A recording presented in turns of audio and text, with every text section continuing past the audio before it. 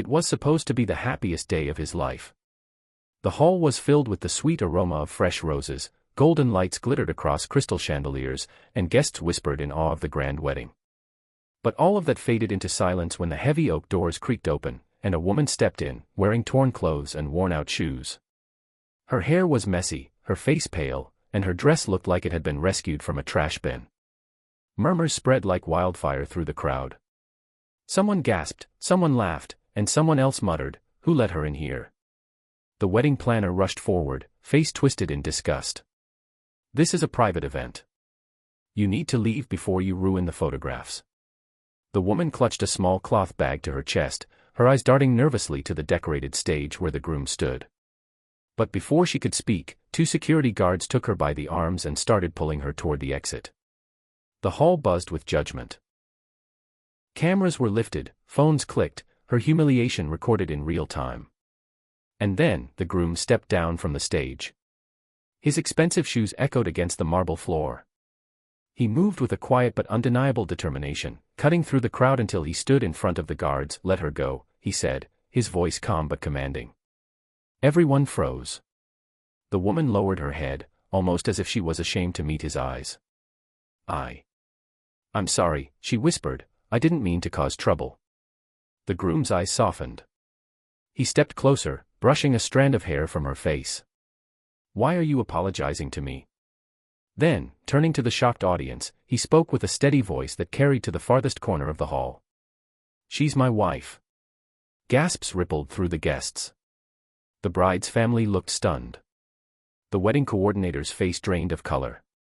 Cameras kept flashing, but now no one was laughing. The groom took off his jacket and wrapped it around her shoulders. "Do you all know why she's dressed like this? Because she spent the last 5 years working 2 jobs to pay off my father's debts while I was overseas building my career. Because she skipped meals so I could eat when we had nothing. Because she pawned her own wedding ring to keep our roof from collapsing." His voice trembled, not from weakness, but from the weight of everything left unsaid. "I came back thinking I could give her the wedding she deserves, but I see now that I failed to protect her from people who only value appearances." The hall was silent. The only sound was the faint hum of the air conditioning and the occasional click of a camera shutter. He turned to her, ignoring the shocked stares. "I don't care if your dress is stitched together from old curtains. You are the most beautiful woman in this room. And I will never let anyone make you feel less than that again." Her eyes welled with tears, and for a moment she forgot the hundreds of eyes watching. She leaned into him, and he held her as if letting go would mean losing her forever. But it hadn't always been this way. Years earlier, they were both struggling university students. She worked as a waitress while studying, and he worked odd jobs to keep afloat. They had no money, but they had dreams, and each other. When his father's business collapsed under debt, they faced a choice: abandon everything or fight together. She didn't hesitate. They married in a small civil ceremony with no rings, no flowers, just 2 hearts promising to stand side by side. He left for another country to earn money, while she stayed behind to care for his ill mother and take on the debt collectors who came knocking. Every phone call between them was filled with hope, but also with the quiet pain of sacrifice. When he finally earned enough to return, he wanted to surprise her with a grand wedding she never had. He thought she'd walk in wearing a beautiful gown, smiling under crystal lights. Instead, she arrived in rags, because she had spent her last savings helping a neighbor's sick child get surgery. She didn't tell him because she didn't want him to feel guilty. That was the woman they had just tried to throw out. The groom kissed her forehead.